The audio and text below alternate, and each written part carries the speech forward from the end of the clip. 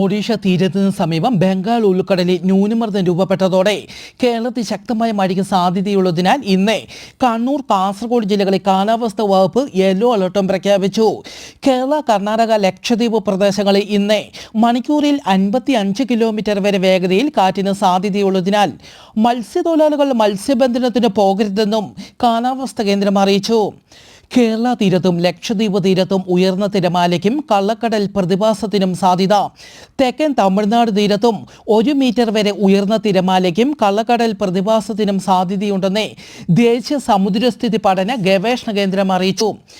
മെക്സിക്കോയുടെ Pacific തീരത്ത് രൂപപ്പെട്ട John ചുഴലിക്കാറ്റ് മെക്സിക്കോയിൽ കനത്ത നാശം വിതയ്ക്കുന്നു.